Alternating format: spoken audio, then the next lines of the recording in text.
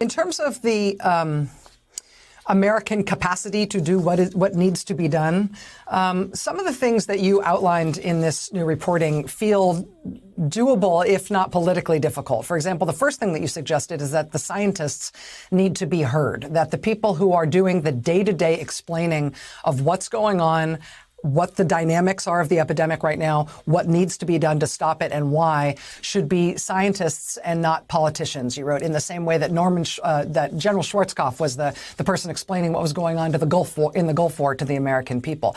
That seems at least theoretically doable.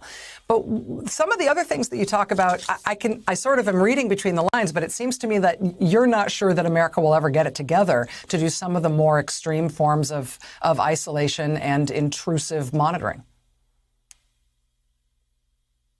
We are not nearly as together as the Italians right now, who are not famous for perfect cooperation with authority at any time. In Tennessee, people are still insisting on going the right to go to bars and stuff. In England, people, the minute they heard that the bars were going to close down, the bars were flooded for last call. No, and this is just the beginning. This is just an attempt to freeze everything in place. Then the real work begins, and the real work includes, first of all, you've got to get people who are infected out of their homes so that they don't infect their family members. And that means they're going to have to go, even if they have mild cases, even if they have almost no symptoms, they're going to have to go someplace where they can get over it together. And so that the ones who crash, which is a big phenomenon the second week for people, they seem to be doing fine, and then some of them who crash and need to be on oxygen. You don't want to be having to call 911 at that point because there may be no ambulance for you. You'd be much better off in something like the Javits Center, where there's a nurse keeping an eye on everybody in the room who's got a number of oxygen tanks over by the wall so that when you need oxygen, somebody can get it to you, instantly. And plus we need to find the fevers. Plus we need to test literally millions of people, because the first time you get a negative test means nothing. A negative test yields no information. Sometimes it takes 3 or 4 days, even after you have symptoms, for a test to turn up positive.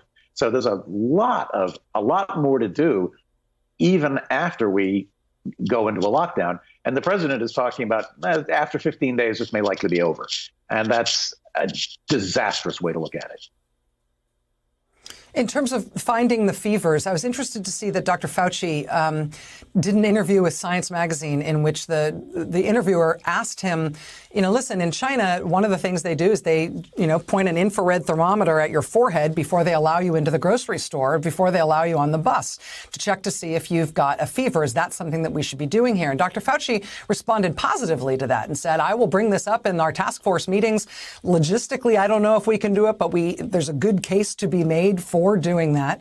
To hear him talk about a measure like that positively is of interest on its own terms. But of course, it raises the question as to what we would do with people who had fevers. What you've described as these sort of temporary hospitals where people who have mild or moderate illness have to leave their families. People who have fevers and get diagnosed as even just mild cases need to be isolated outside of their home.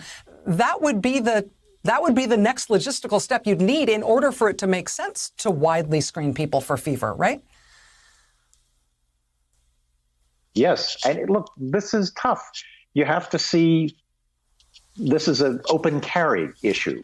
I mean, is it safe to walk into a grocery store while openly carrying a fever? You're endangering the other people in the store.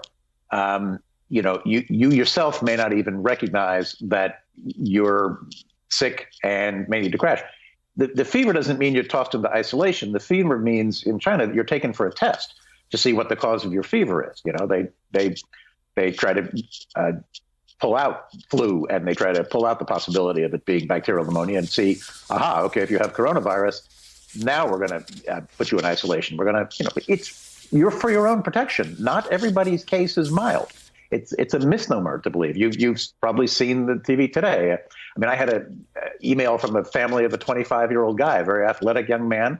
He's in an induced coma and on a ventilator now, and he can't get Gilead's remdesivir drug. And there's a 12-year-old girl in Georgia who is now, may or may not make it.